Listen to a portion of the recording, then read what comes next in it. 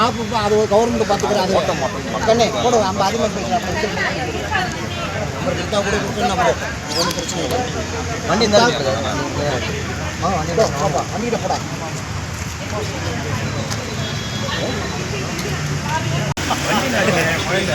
என் வண்டி அங்கே தான் நிற்கிது. அந்த போனெல்லாம் வண்டி எடுத்துட்டு போயிடுவேன்.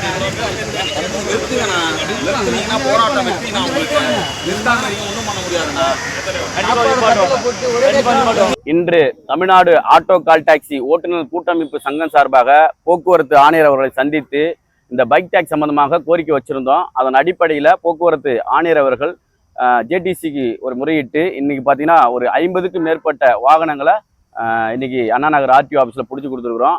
அதன் அடிப்படையில் இந்த தமிழ்நாடு ஆட்டோ கால் டாக்ஸி கூட்டமைப்பு சங்கத்தின் சார்பாக ஜேடிசி அவர்களுக்கும் போக்குவரத்து ஆணையர் அவர்களுக்கும் மிகப்பெரிய ஒரு நன்றியை தெரிவிச்சுக்கிறோம். தொடர்ச்சியாக இது போன்ற நடவடிக்கைகளை ஈடுபடணும். இல்லீகலாக ஓட்டக்கூடிய இந்த பைக் டாக்ஸியாக இருக்கட்டும் அல்லது சொந்த பயன்பாட்டு கார்களாக இருக்கட்டும், அவர்கள் மீது இது போன்று ஒரு தனி குழு அமைத்து அவர்கள் மீது நடவடிக்கை எடுக்க வேண்டும் என்று அன்போடு அனைத்து ஓட்டுநர் சார்பாக கேட்டுக்கிறோம். அதே மாதிரி எங்களுக்கு இது போன்ற தொடர் நடவடிக்கையும் பைக் டாக்ஸ் சம்பந்தமான நடவடிக்கையும் ஆட்டோமீட்டர் கட்டணமும் எங்கள் நிர்ணயம் செய்தால் கண்டிப்பாக இந்த அரசுக்கு இந்த தமிழ்நாடு ஆட்டோ கூட்டமைப்பு சங்கம் சார்பாக அனைத்து ஓட்டு சார்பாக நன்றியை தெரிவிப்போம். ஆனால் இது இன்று மட்டும் இல்லாமல் தொடர் நடவடிக்கையாக இருக்க வேண்டும் என்று அன்போடு தமிழ்நாடு ஆட்டோ கால் டாக்ஸி கூட்டமைப்பு சங்க சார்பாக ஜேடிசி அவர்களுக்கும் ஆணையர் அவர்களுக்கும் நன்றியை தெரிவிச்சுக்கிறோம். இன்னைக்கு ஒரு 50 மேற்பட்ட வாகனங்களுக்கு, ஒரு சில வாகனங்களுக்கு 10,000 ரூபாயும், ஒரு சில வாகனங்களுக்கு லைசன்ஸ் இல்லாத, பொல்யூஷன் இல்லாத இது போன்ற வாகனங்களுக்கு 20,000 முதல் 25,000 ரூபாய் நடவடிக்கை எடுத்திருக்கிறாங்க.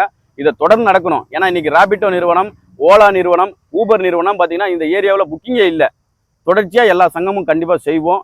நம்ம சொல்ல வேண்டியது எல்லாமே என்னன்னா, அரசு சொல்லக்கூடிய அந்த வழிமுறை, ஒரு ஆட்டோனா ஆட்டோவுக்கு ஆர்சி, பர்மிட்டு, இன்சூரன்ஸு, பொல்யூஷன் இது போன்ற ஆவணங்களை வைத்து பேசஞ்சர் ஏற்றி வாகனத்தை இயக்க வேண்டும் என்று அன்போடு தெரிவிச்சு, அப்படி ஆவணங்கள் இல்லாமல் பொது போக்குவரத்தில் ஈடுபட வாகனங்கள் இல்லாத வாகனங்கள் பைக்காக இருக்கட்டும், காராக இருக்கட்டும், அனைவர் மீதும் தொடர் நடவடிக்கை எடுக்க வேண்டும். அதிகப்படியான அபராதம் விதிக்க வேண்டும் என்று கேட்டுக்கொள்கிறோம் அனைத்து ஓட்டுநர் சார்பாக. நன்றி.